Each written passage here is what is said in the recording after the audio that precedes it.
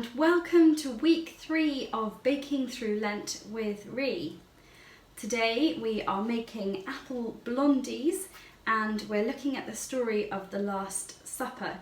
Now, apple blondies is a really easy recipe and very delicious, so let's get stuck in. First of all, you will need 115 grams of applesauce. Now, I just used a store-bought ready-made applesauce, but you could make your own if you wanted to, just following a recipe online. So that's going to go into my bowl. Get every last bit. Lovely. Okay, and into that is going to go 100 grams of melted butter. In that goes. So these will be a little bit like brownies. The texture is going to be a little bit like brownies.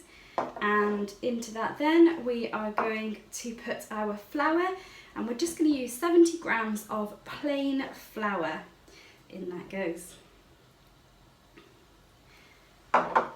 And then we're going to use golden syrup again, and that's this beautiful colour in there.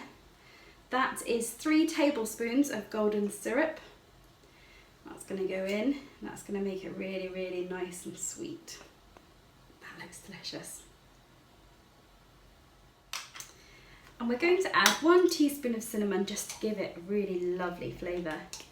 Can you smell the cinnamon? It smells lovely. In that goes. And finally, in this bowl I've weighed out 30 grams of light brown sugar, and we're actually just going to put half of that in, and we're going to save half to put on the top of our apple brownies once we've put it into the pan. So in that goes. We're going to give this a really good mix, and as I mix it I'm going to tell you the story of the Last Supper and what it means. Jesus' last meal was the Passover meal. Now, the Passover meal was a special meal that the Israelites had once every year to remember their freedom from captivity.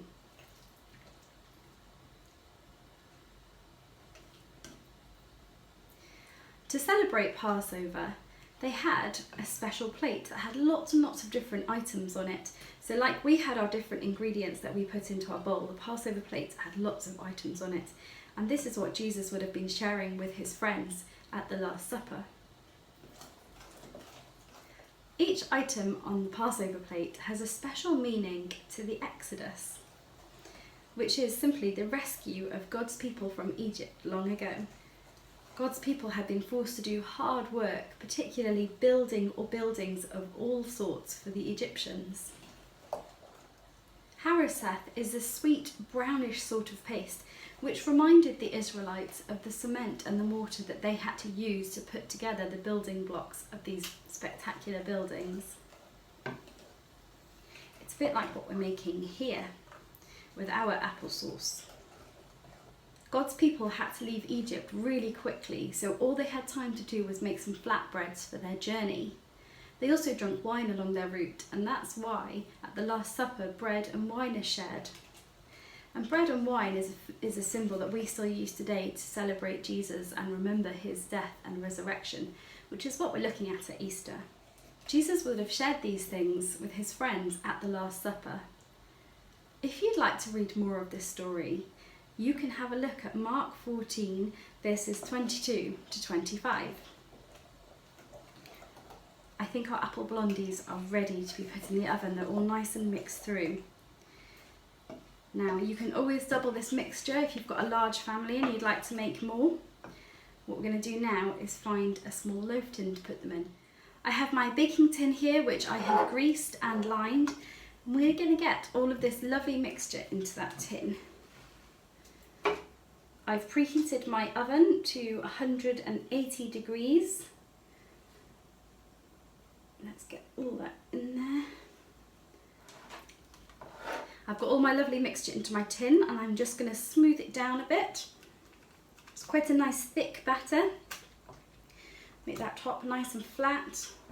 And then with the brown sugar that we had left over, I'm just going to sprinkle that on the top. I'm going to use some pinchy fingers and just sprinkle it on. And that's going to make a really nice crust, and it's going to caramelise and go golden brown and lovely.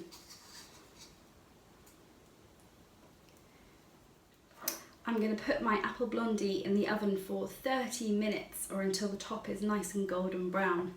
I'll see you soon.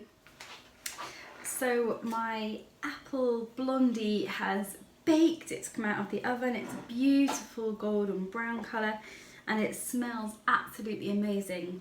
It's still a bit too hot for me to cut up, but I can tell that's going to be delicious with a cup of tea later on. I hope you enjoyed this make and I'll see you next week. Bye!